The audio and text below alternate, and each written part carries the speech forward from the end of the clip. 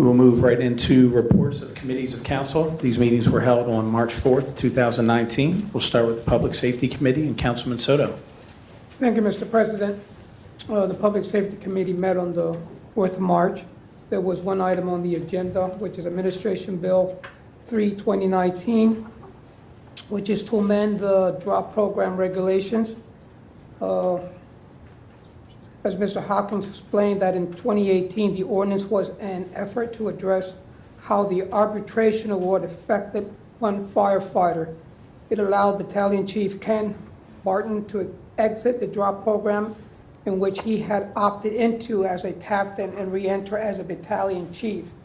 This drop payment amount was pensionable calculated at a higher rank. The firefighters union opposed the change to the program. They appealed to the Pennsylvania Labor Relations Board, which held a hearing in July. The ruling of the administrative law judge was received in February. 6 months, I believe, correct?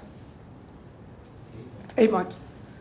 The ruling disallowed the change that allowed Battalion Chief Barton to exit and re-enter the program. The city determined an appeal of the ruling would be unsuccessful. One of the steps to comply with the judge's order is to repeal the ordinance, which brings us to where we are today. Is there anything you want to add, Ms. Hawkins?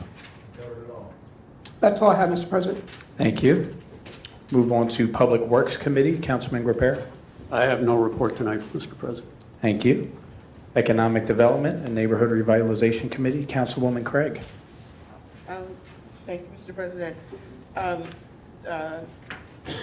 Economic Development and Neighborhood Revitalization met on last Monday. We went over resolution number 8, which involves the authority to put in an application for a municipal noise exemption from the Pennsylvania Liquor Control Board, which will come up in just a little while on the agenda. Thank you, Councilwoman. Move into Finance Committee, Councilman Ballentine. Thank you, Mr. President. Last week, Finance had no items on the agenda, and therefore I have no report. Thank you. Community Development and Planning Committee, Councilman Smith-Waddell. Thank you, Mr. President. We had an exciting and lively meeting at the committee meetings discussing 4 items, primarily Administration Resolution number 9, 2019, which adopted a building permit fee schedule, which Mr. Patterson explained served to correct an issue within the schedule of building permit fees, which we'll come to. I'm going to go a little bit out of order because the last one I want to address is longer. Administration Resolution number 10, 2019, adopting the Lancaster County Hazard Mitigation Plan.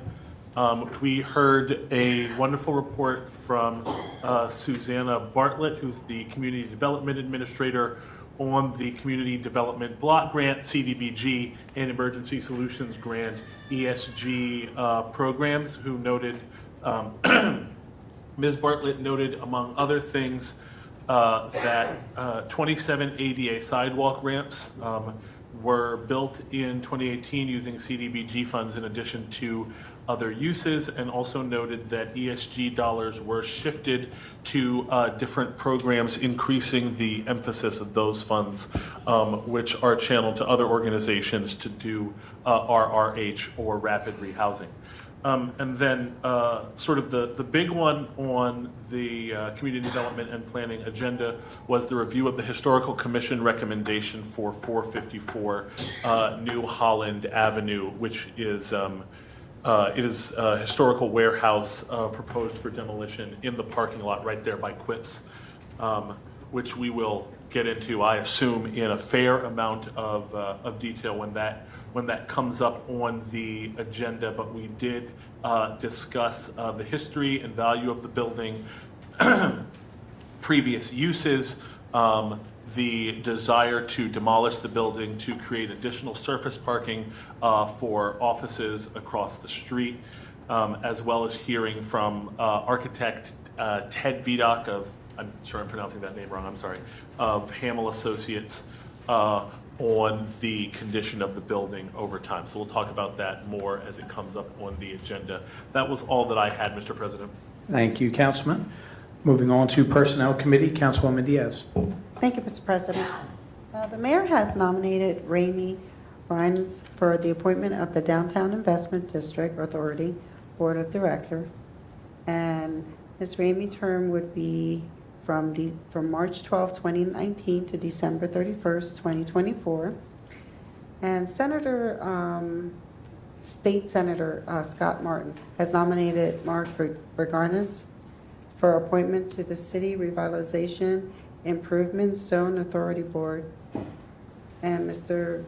Berga's term will be from January 6, 2019 to January 6, 2024.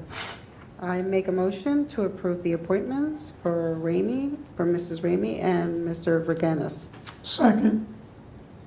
Have a motion and a second. Council comments on the nominations from the public? Hearing. President, if Yes, I ma'am. may, just to, as a reminder to council members, the CRIS Authority Board is mutually appointed between Senator Martin and myself. And so Mark Vergenis is, as Councilwoman Diaz mentioned, Senator Martin's appointment. And this is also just to share with the public, why is Senator Martin making an appointment to the CRIS Authority? So that's the agreement when the authority was established, that appointments would be shared between the senator and the mayor's office. Thank you. No comments from the public. Mr. Harris. Mr. Ballentine. Aye. Ms. Gregg. Aye. Ms. Diaz. Aye. Mr. Graupera. Aye. Mr. Smith-Waddell. Aye. Mr. Soto. Aye. And President Reichenbach. Aye. The Committee of the Whole also met last Monday night, and there were 4 items that we discussed, and I will report on those briefly. The first was Administration Bill Number 2, which will come up on the agenda later this evening for a first reading. And that discussion centered around the renaming of the Economic Development and Neighborhood Revitalization Department with the City Administration to the Community Planning and Economic Development Department.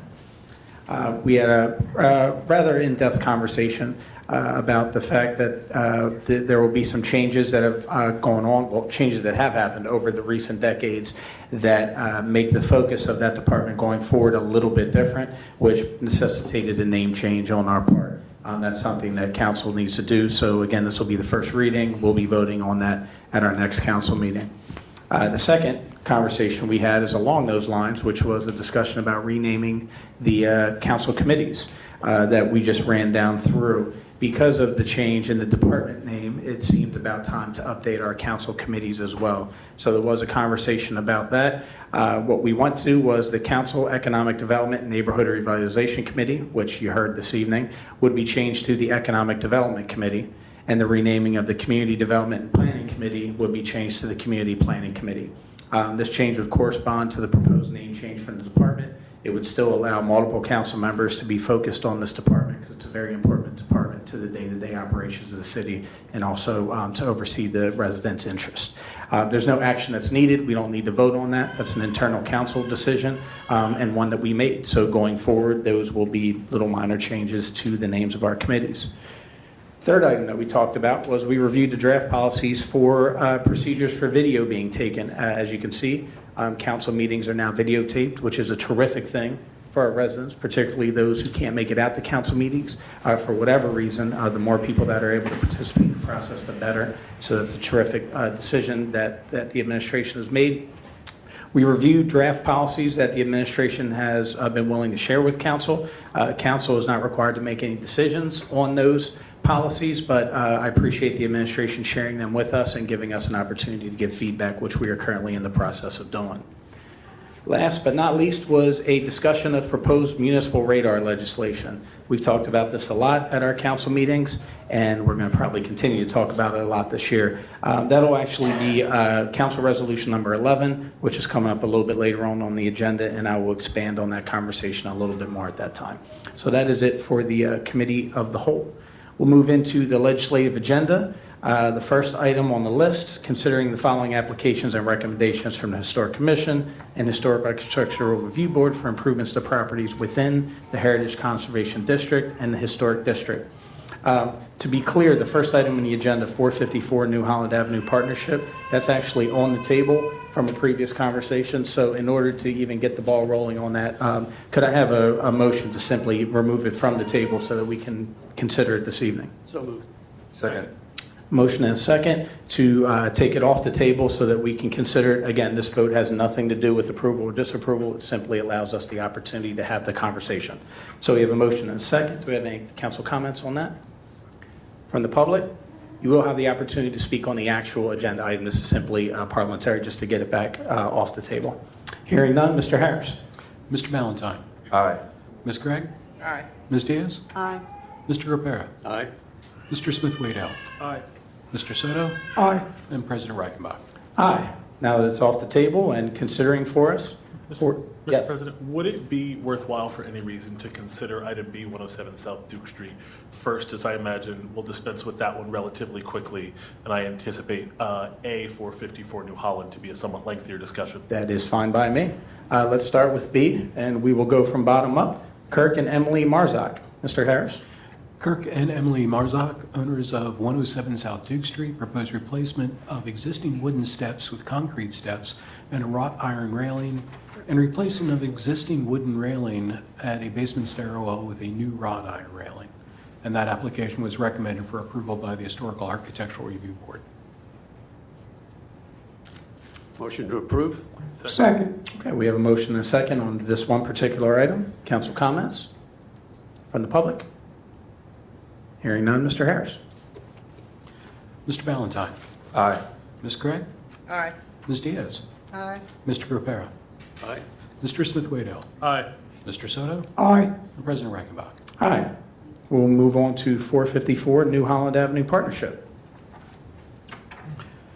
454 New Holland Avenue Partnership, owners of 454 New Holland Avenue, propose demolition of a 1.5-story brick warehouse building to create additional surface parking. And that application was recommended for approval by the Historical Commission. Mr. President, Yes, sir.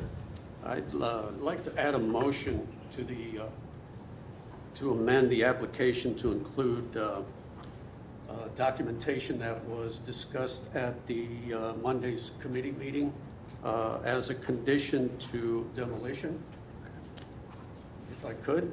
Sure. Do you have specific language you'd like to I read do. for that? I Great. will read the amendment now.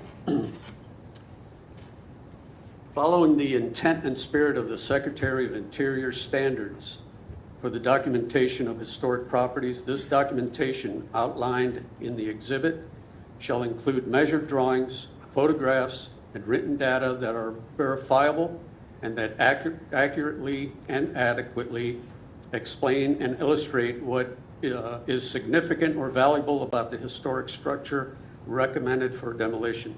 The material should be submitted to the city preservation specialist for review and approval. They shall be archived with the City Bureau of Planning and be made accessible to the public. Now I will provide, that's my motion. Second. Sure. I will provide the exhibits. There are historical documentations and physical documentations, and I'll provide that to Mr. Harris so he can publish those to the public. Got it.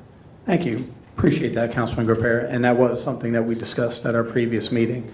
I would say, in terms of that motion, I think that certainly seems to be something that would be considered good practice going forward. So I would hope that would be something that we would consider more often, that almost is something that we just go into default, do that automatically so that we can kind of protect the historical framework of what we're looking at.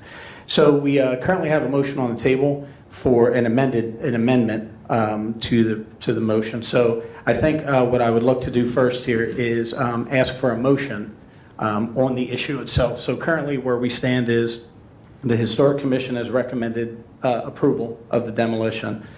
Council's role right now is to approve and agree with that recommendation or to vote against that recommendation, and that would basically stop the demolition. With the added amendment, If there was a vote to demolish, that amendment would be attached, and the demolition would only be able to go forward with that amendment if council members saw fit to go ahead that route to do it. So to start here, before we have conversation, there will be conversation. We need to get a motion on the table so we can open conversation. So do I have a motion to begin the proceedings, and then we can go from there? So moved. Okay, so we have, just to be clear, Councilman Soto, that's a motion to approve the Historic Commission's findings? Yes. Okay. We have a second? Second. Okay, so we have a motion and a second, so that's on the table. Councilman Graupera, I'll just assume that the previous amendment that you had, you are attaching to that motion. Yes. Right, okay. So we have a motion and a second on the table for demolition, that is not the correct terminology, to approve the Historic Commission's recommendation. Mr. President? Yes. We vote on the amendment first, on adding the amendment to the application before we vote up and down on the demolition. Yes. So let's go ahead and do that. You are correct. I want to make sure that we get it in line correctly. So, Mr. Harris, if you could start with simply a vote on the motion, or the amendment, to add to the demolition, which would say the language that Councilman Graupera read into the record. So we have a motion, And a second. and we have a motion and a second. Council comments on that? From the public? Yes. Yes. And this would simply be on the motion that we're making right now in terms of historical significance. Yes, sir. Kevin Brown, 223 West Orange. The public has no, I guess, understanding of how large this property is and whether the property can be used for something more equitable to individuals like housing and things of that nature before there is an amendment approved and before there is a vote to demolish. It seems to me that more property is being demolished to make parking space, and there's not enough credence given to the needs for people that are poor and indigent in the community. Thank you. Thank you.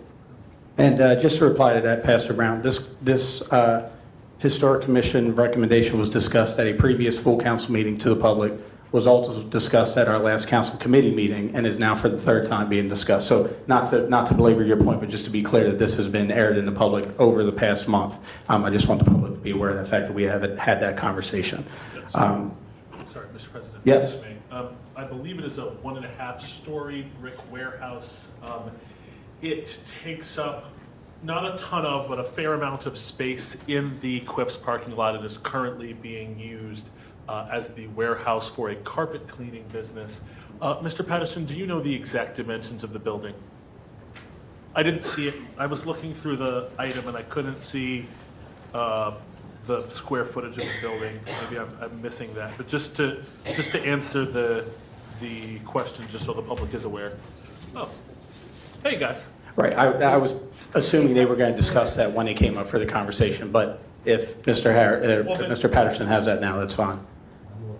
Okay. In that case, if you have to look, Mr. Patterson, then we'll just let them do it and we can move forward. Would you be prepared to answer that question when you come up? I'm sorry, it's 12,000 square feet. I couldn't see it in the. That's the office. That's to the office they want to have. Yeah. The remaining 12,000 square feet to be renovated. So we'll get it when we get their comments, Mr. President. We can sorry, move on my from my apologies. comment. You're good, Pete. No, it's fine. Thank you, Councilman. So right now, if there are no other comments, we have a vote on the table to simply add an amendment to the demolition that would say that a historical, basically cataloging of this property for future reference for generations to understand what the property was about. It's simply if the amendment states that if council votes for demolition, the property owners must make the proper documentation as described in the exhibit. Got it. Any other public comments on that? Hearing none, Mr. Harris. Yes, Mr. President. Vote on the motion to amend. Mr. Ballentine. Aye. Ms. Gregg. Aye. Ms. Diaz. Aye. Mr. Graupera. Aye. Mr. Smith-Waddell. Aye. Mr. Soto. Aye. President Reichenbach. Aye. Thank you, Councilman Graupera, for clarifying that. Appreciate it. So again, just to be clear, that amendment would only go forward if the approved demolition went forward as well. All right. Okay. So now we'd like to go back. Councilman Soto, you had made a motion to uphold the Historic Commission's recommendation, Yes. and I believe Councilwoman Crate made a second. So we have a motion and a second. Council comments? Don't hand come up. There are rules to this, Mr. Patterson. There are rules. We all follow them. It's an election issue. Yeah. So if there are no council comments, I know that there are comments from the public, so we want to give them an opportunity to speak. I think I would like to start off with the architect or the owners of the property. If you would like to speak or have any comments for council, we'd be happy to have you. You're not required to, but I want to give you the opportunity.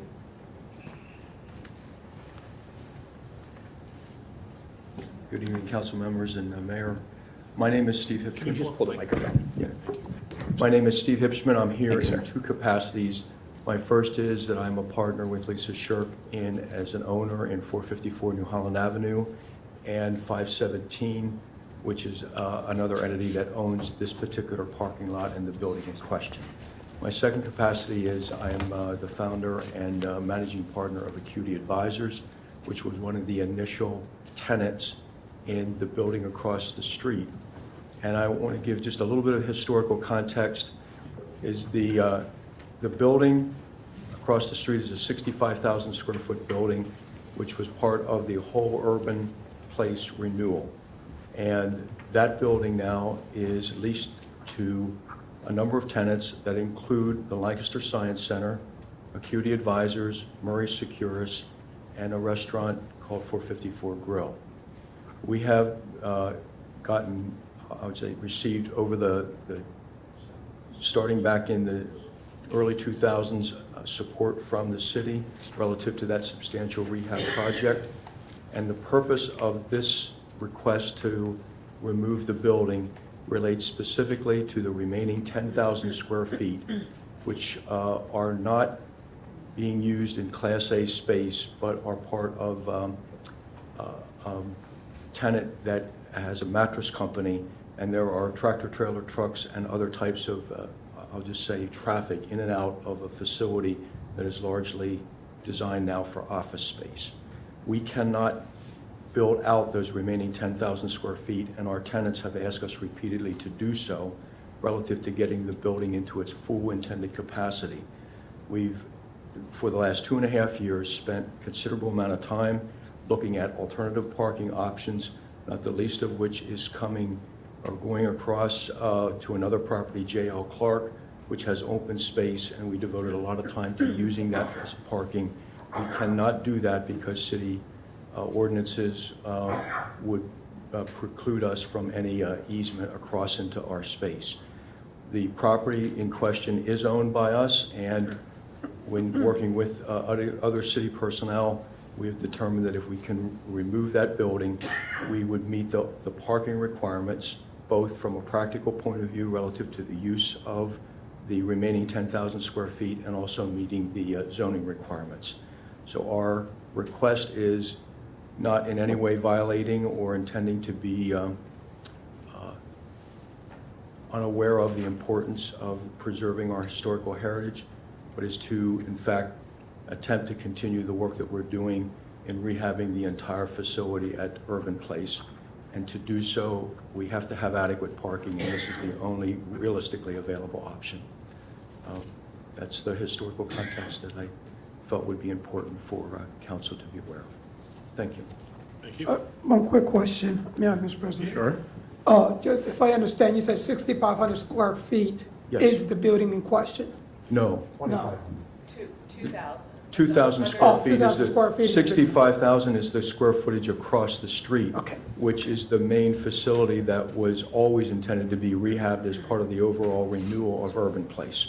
So this is a small building that is set back toward the back of the property and that utilizes space that essentially is, to the extent that we would attempt to rehab that building, we would still run into the same parking issues and we would have access issues. So there's almost no way to use that building without running into the very same issues that we have with regard to the main building. And that is there's no access and no parking. So our belief is that the best overall option relative to the community and to that facility is, I would add that the city has some significant water and stormwater management problems, and we're looking to join them in helping to solve some of those problems in conjunction with, I'll just say, a complete reworking of that parking area along with other residents that are working with the city on stormwater management. Thank you. Did I answer your question, Mr. Soto? Yes, Yeah. 2,000 square feet, thank you. Mr. Patterson, what is the warehouse in the parking lot? What is it zoned? Sorry.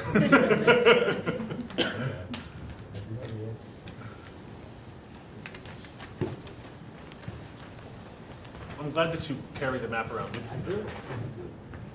It is currently zoned mixed use. Okay, thank you. Any other questions while the gentleman is up? Thank you. Thank Appreciate you. it. Before we go, Mr. Patterson, did you have anything you wanted to add? I saw your hand kind of go. Just the square footage of the building. Terrific. I saw it out of the peripherals. Other public comments regarding this conversation? Hearing none. With the information that we had, again, I just want to reiterate the fact that, I mean, these are always difficult conversations. I'm glad that we had this renewed conversation.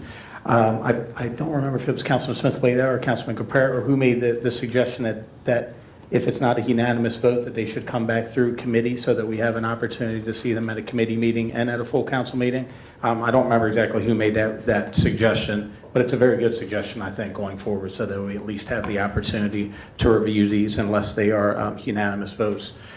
Also, that this vote from the Historic Commission was a 6-1 vote in favor of demolition. Not that that makes it a slam dunk, but just for the public's awareness on that. I think the other thing, too, that is unique to this case, or one of the things that is unique to this case is, I do like to make sure that we credit people who are rehabbing properties and trying to do them the right way. Spending my entire life in the Northeast, about a block away from this site, I lived during the time where Kirk glass rose and fell, and people who are from the city know what Kirk glass is. And Kirk glass was an eyesore and a mess for a generation. It felt like, which is the building that is now Urban Place. It was dangerous. It was open. It was a situation that was not good for the public or the community at all.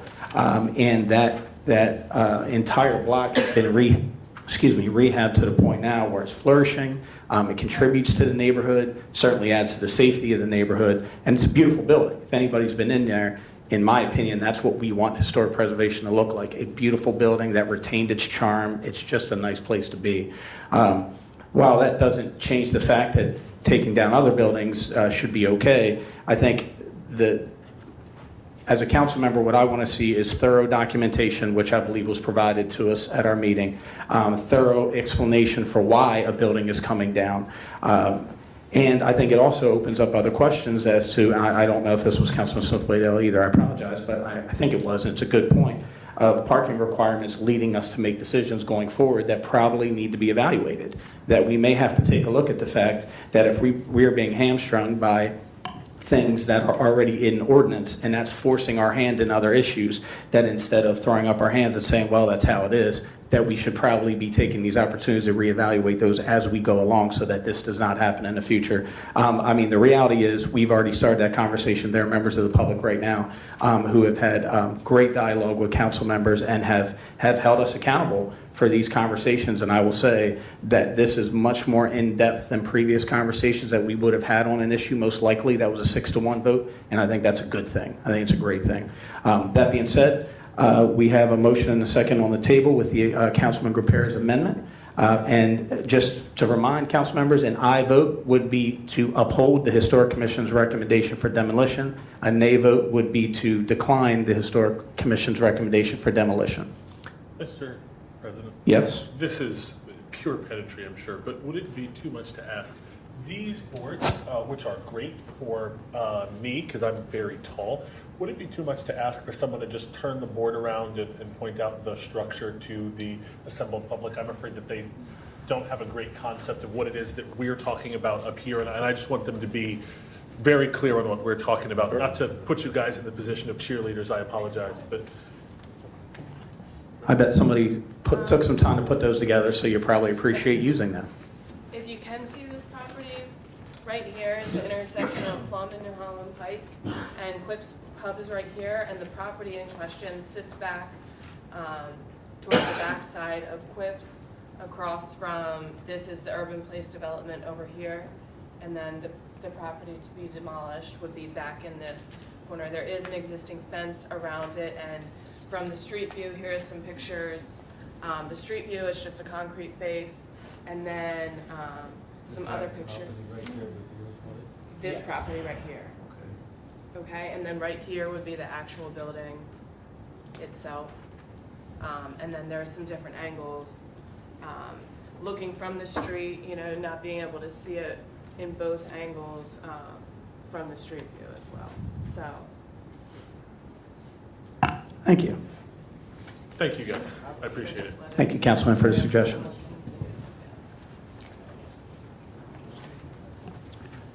Okay. We will call for a vote. Mr. Harris? A vote to approve the recommendation. Correct. Mr. Ballentine? Aye. Ms. Craig? Aye. Ms. Diaz? I'm stuck.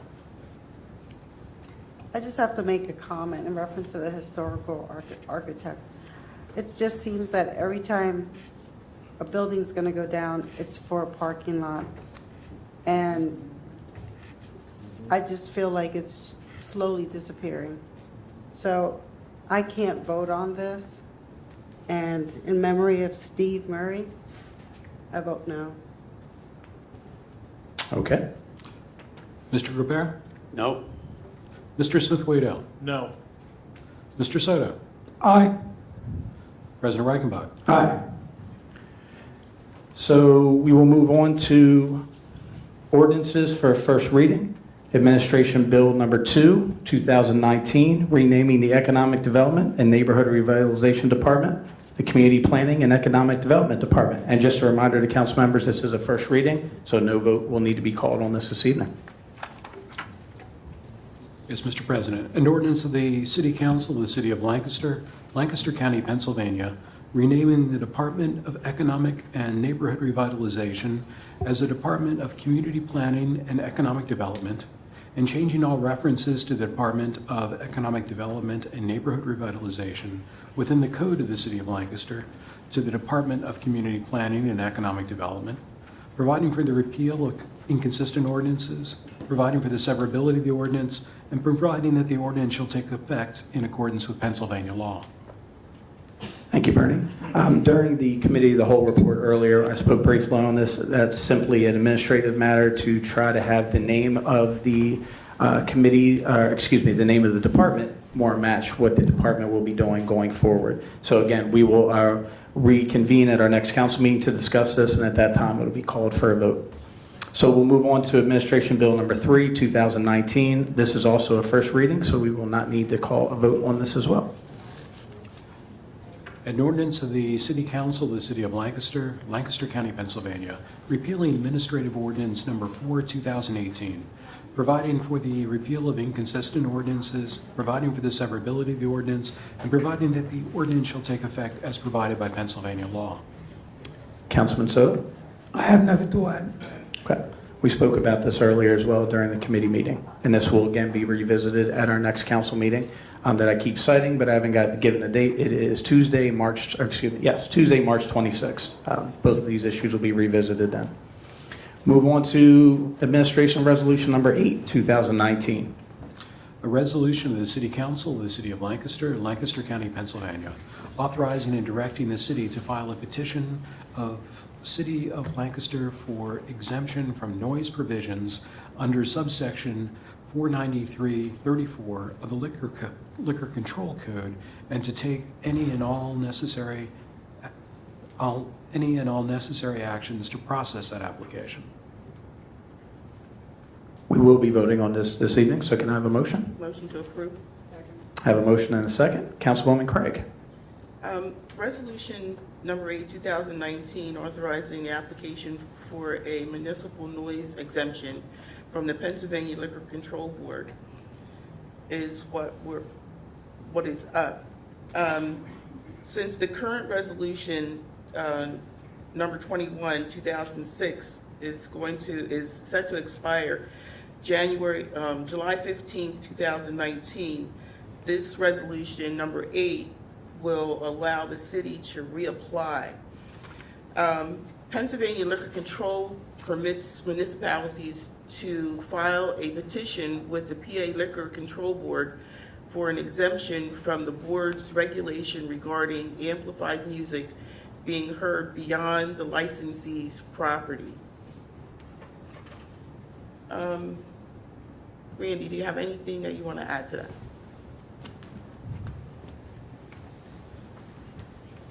Just a little about the process that occurs. So this initiates the request to the Pennsylvania Liquor Control Board. In the past process, we had a 1-year exemption, and then we received a 3-year exemption, which is expiring, as you said, in July. The process is for City Council to authorize the submission of a request. The Pennsylvania Liquor Control Board will then hold an administrative hearing here at City Hall with an administrative judge who listens both to the city's position of why it believes it has the capacity and the authority to address noise issues coming from institutions that have liquor licenses. It also allows the public the opportunity to comment on whether they believe the city is doing an adequate job of that or not. The administrative judge then makes the decision, so the decision does not come from City Council or from the mayor's office. It will come from the administrative law judge.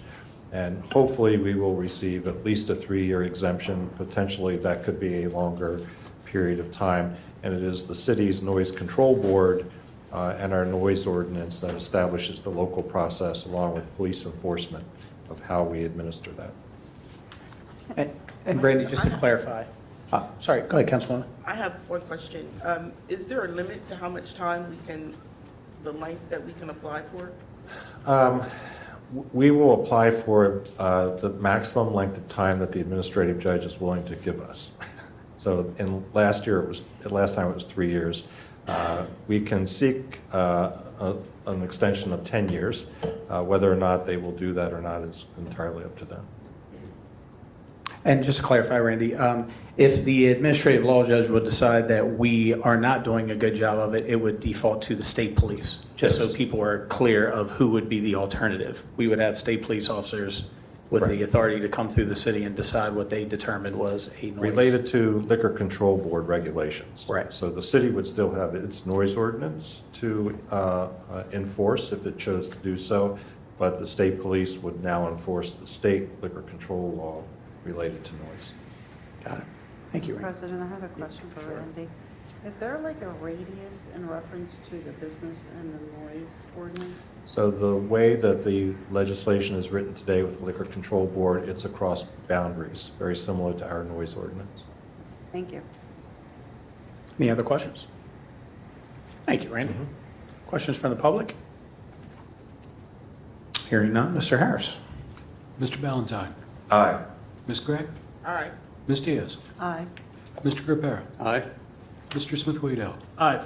Mr. Soto. Aye. President Reichenbach. Aye. Moving on to Administration Resolution Number 9, 2019. A resolution of the Council of the City of Lancaster amending the schedule of fees for residential 1- and 2-family dwelling construction and demolition, commercial mixed-use and multifamily construction and demolition, and other miscellaneous construction-related permits. Motion to approve.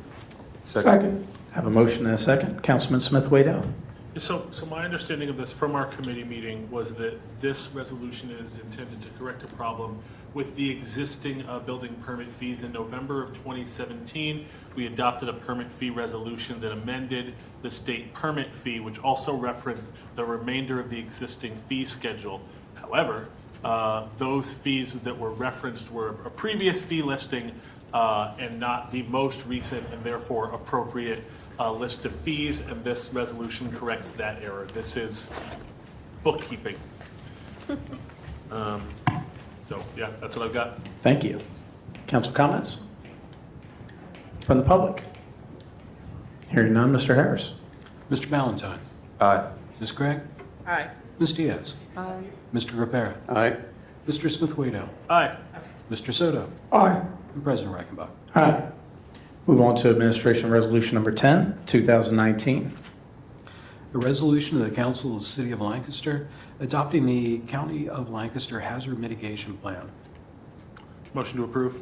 Second. Motion and a second. Councilman Smith-Waddell. So basically, by adopting the county's hazard mitigation plan, Lancaster City makes itself eligible in the event of a hazard significant that we would want to be prepared and indeed mitigate what the costs and damages of those are, as well as the risk to public good and loss of life.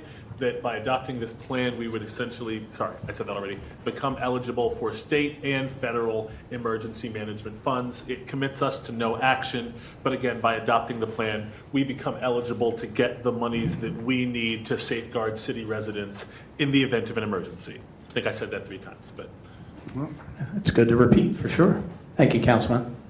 Any other comments from council? I have a question. In reference to the actual, like, for example, FEMA, are you referring to FEMA or something in addition to that? So both FEMA and PEMA, so both the federal agency and the corresponding Pennsylvania agency. Thank you. Yep. Any other questions from council? From the public? Hearing none, Mr. Harris. Mr. Ballentine. Aye. Ms. Gregg. Aye. Ms. Diaz. Aye. Mr. Graupera. Aye. Mr. Smith-Waddell. Aye. Mr. Soto. Aye. And President Reichenbach. Aye. Move on to Council Resolution Number 11, 2019. A resolution of the Council of the City of Lancaster supporting proposed legislation enabling all municipal police in Pennsylvania to use the same motor vehicle speed timing equipment as Pennsylvania State Police.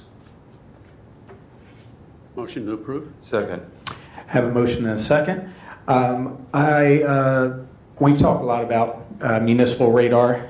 The mayor has talked about municipal radar. Our elected officials have talked about municipal radar, and we're not going to stop talking about radar until we get it. Council members were provided with pictures earlier today or yesterday of a high-speed accident that happened locally in the city. Thankfully, nobody was killed in that accident. But the one thing that all our high-speed accidents have in common is our police have little to no ability to police that. The technology that our police officers are asked to use to try to slow down speeding in our neighborhoods is 1970s at best.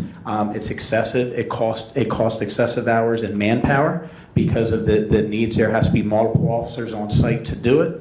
And frankly, if it's good enough for the state police, and it has been for the entire history of the state police, I can't understand why it's not good enough for us.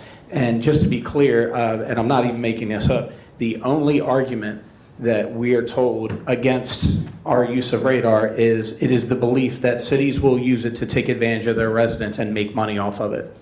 It's laughable that that's the argument because cities themselves only get a small percentage of speeding tickets that are written. So we'd have to write 1 million tickets to literally even have any impact on it whatsoever. But I can tell you, I've been on council now 8 years, and there are a lot of issues that are important to this community, a lot of issues.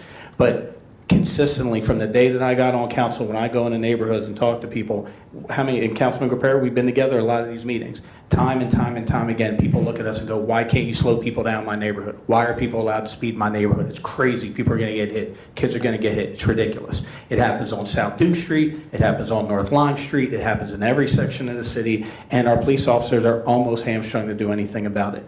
All we're simply asking is to be able to use the technology that's been around for a generation so that we can enforce the laws that are already on the books and slow people down. And the reality is, we shouldn't have to worry about excessive tickets being given because once people realize that police have the technology to slow people down, a magic thing happens. They slow down. So we ain't gonna be writing 1 million tickets because people are gonna understand that you can't speed through St. Joseph Street with kids running in and out of the neighborhood because you know you're not gonna get busted by a cop. Because if you grow up in the city of Lancaster, I'm looking at people in here that I know have grown up in this city. I can almost guarantee that none of you have gotten a speeding ticket in the city of Lancaster. But I can also guarantee, myself included, that time and again, I've sped in the city of Lancaster. I'm not proud of it, but I've done it. The reality is, when you get outside the city limits, people are like, wow, I got to look out for state police. You know why? Because they have the little thing out of their car, and everybody slows down. But we can't use that in our own neighborhoods to protect our own kids. So it's wrong. It's been wrong. There's no argument against it. This resolution doesn't target specific legislation because the actual legislation hasn't been recreated yet. We were close to getting it passed in Harrisburg last year. It died at the very end. It'll be reintroduced shortly, and State Senator Scott Martin is on board. State Representative Mike Sterlo is on board. You don't hear that very often, but that pretty much tells you the level of significance that this is, that we have people from all sides together. So I appreciate council letting me bring this up, and I plan on taking a copy of this and hand delivering it to our elected officials and also to the sponsor of the legislation while it's done. And I'd be more than happy to invite my colleagues and anybody else to go up with me to make it very, very clear this is not a nothing issue. It's a big deal, and it would make a tremendous change in the way that our cities are protect our pedestrians, our bike riders, everybody who wants to have a more walkable, livable city. It definitely makes an impact. So I appreciate that. Council comments on the resolution? As you can tell, I'm a bit passionate about it. Forgive me on that, but you know, seeing car accidents at high speeds through the city makes me sad, and having kids get hit makes me sad. It's just not a good thing. From the public, yes, ma'am. Come on up. If I'm not mistaken, you were the one who shared those photos with us? Yes, I did. Thank you very much. I actually printed, I don't know if you all had time to look at it. You did. I only made two more copies, but That's it okay. is in your email. Thank you. And if you can just share your name and street, just so we have you on the record, please, ma'am. Susie Hoover, East King Street. Thank you.